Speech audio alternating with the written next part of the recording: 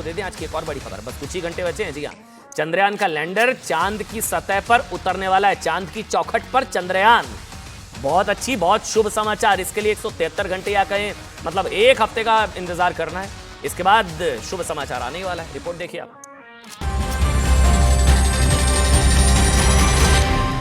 करीब 2.5 लाख किलोमीटर दूर से आई इस तस्वीर को देखकर दुनिया हैरान है। बस कुछ ही दिन बाद चंद्रमा पर तिरंगा लहराने पहुंच रहा है भारत का बाहुबली विक्रम। अब चांद पर भारत के चंद्रयान 3 की लैंडिंग बस कुछ ही कदम दूर है। चंद्रमा पर तिरंगा लहराने में लैंडर और चंद्रमा का फासला सिर्फ 150 किलोमीटर दूर रह गया है।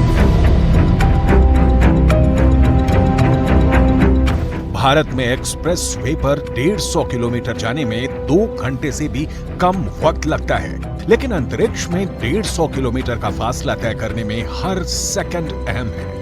दोपहर 1:15 पर चंद्रयान 3 प्रोपल्शन मॉड्यूल से अलग हुआ। सेपरेशन के बाद विक्रम लैंडर ने प्रोपल्शन मॉड्यूल से कहा, thanks for the ride mate. इसके बाद ही चंद्रमा की सीमा में प्रवेश की प्रक्रिया पूरी हो गई थी। ये चंद्रयान के लिए बेहद नाजुक मौका है। चंद्रयान के विक्रम लैंडर को चांद की सतह पर उतरने की आखिरी 100 किलोमीटर की यात्रा खुद करनी है। ये ऑर्बिट है जो धीरे धीरे करके ये नजदीक आता रहता है। अपनी ऑर्बिट को ये छोटा करता चला जाएगा और एकदम लास्ट स्टेप है जो ये विक्रम लैंडर, ये देखिए अलग हो चुका है। अच्छा, और ये दोनों अभी साथ साथ ही घूम रहे हैं? अभी ये साथ साथ घूम रहे हैं। अब विक्रम लैंडर का काम है चांद के और नजदीक जाना ताकि ये वहां पे लैंड कर सके। ये देखिए, अच्छा ये अलग हो गया है। ये अलग हो गया है, इसने अपना रास्ता बदल दिया है। हाँ। अब ये चांद की सतह के और नजदीक जा रहा है ताकि ये वहां पे वो जगह ढूंढ सके हाँ। जहां पे इसको लैंड करना है। ठीक है।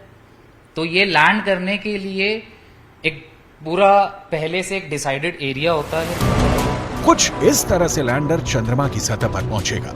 इस एनिमेशन के जरिए समझिए, इसरो की योजना है कि चंद्रयान 3 के साथ जा रहा लैंडर 23 या 24 अगस्त को चंद्रमा की सतह पर लैंड करने की कोशिश करेगा। सॉफ्ट लैंडिंग सबसे अहम फेज होता है क्योंकि इस दौरान लैंडर को अपनी स्पीड और ऊंचाई का अंदाजा खुद ही लगाना होता है। सॉफ्ट लैंडिंग के कुछ वक्त बाद रोवर को बाहर निकालने की प्रक्रिया शुरू होगी। सब कुछ ठीक होने पर रोवर लैंडर से नीचे आएगा। साउथ पोल पे जो है अगर ये लैंड कर जाता है हमारा विक्रम लैंडर, तो भारत जो है वो पहला देश ऐसा होगा जो चंद्रमा के साउथ पोल पे लैंड करेगा। चंद्रयान के साथ भेजे जा रहे रोवर को चांद के वातावरण के मुताबिक बनाया गया है।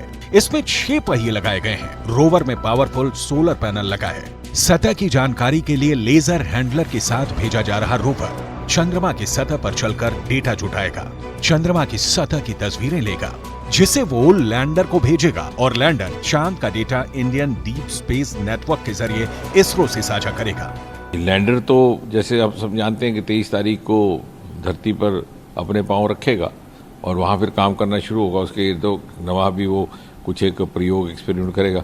लेकिन जो प्रपल्शन मॉड्यूल जो पीछे रह गया है, ये कई महीनों तक इसी प्रकार ब्रह्मांड में घूमता रहेगा और अन्य चित्र और अन्य जानकारी भी उपलब्ध करवाता रहेगा। चांद के छिपे रहस्य से पर्दा उठने में कुछ ही दिन बचे हैं, लेकिन वैज्ञानिकों को डर भी है क्योंकि 2019 में चंद्रयान 2 मिशन लैंडिंग के बाद फेल हो गया था।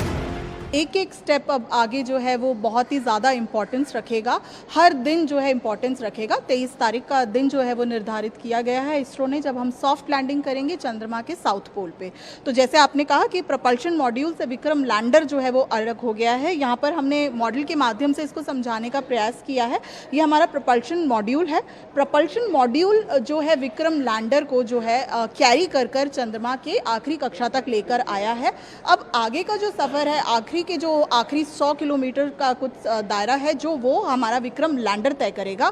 और अब ये 5 से 6 दिन का जो समय है, इसमें अपनी स्पीड को कम करना, अपने आप को सीधा करना, बिकॉज क्योंकि अभी तक ये ट्रैवल कर रहा था स्पेस पे।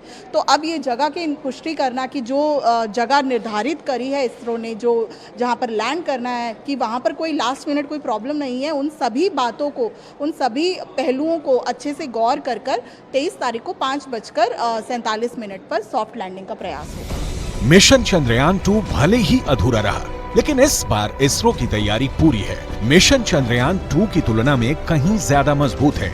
कई मायनों में चंद्रयान 3 जुलाई 2019 में लॉन्च किए गए चंद्रयान 2 से अलग है। चंद्रयान 3 के साथ मिशन चंद्रयान 2 की तरह ऑर्बिटर को नहीं भेजा जाएगा, क्योंकि चंद्रयान 2 का ऑर्बिटर अभी भी चांद की कक्षा में चक्कर लगा रहा है। इस बार ऑर्बिटर की जगह प्रोपल्शन मॉड्यूल को लगाया गया है, जो चंद्रयान 3 के लैंडर की सॉफ्ट लैंडिंग के दौरान नेविगेशन में मदद करेगा। भारत से पहले अमेरिका, रूस और चीन जैसे देश चंद्रमा तक पहुंच चुके हैं। सभी की तैयारी चंद्रमा पर अंतरिक्ष स्टेशन बनाने की है। ऐसे में भारत के लिए चंद्रमा की अहमियत कहीं ज्यादा बढ़ जाती है। नासा मंगल ग्रह पर अंतरिक्ष यात्रियों को भेजने वाला है और उसके लिए चंद्रमा पर वो स्टेशन बना रहा है।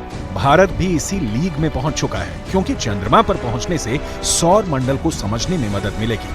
बड़े लक्ष्यों को प्राप्त करने के लिए चंद्रमा सबसे उपयोगी जगह है। चंद्रयान 3 भारत का चंद्रमा के लिए तीसरा मिशन है। वहीं चंद्रमा पर पहुंचने के लिए भारत के दोस्त रूस ने भी लूना को भेजा है। वो भी चंद्रमा पर 21 या 22 अगस्त को उतरने वाला है। रूस ने 11 अगस्त को लूना 25 लॉन्च किया, मगर चंद्रमा के दक्षिणी ध्रुव पर लैंडिंग के लिए इसने शॉर्टकट अपनाया, जिसके बारे में दुनिया की तमाम एजेंसी को पता ही नहीं चल पाया।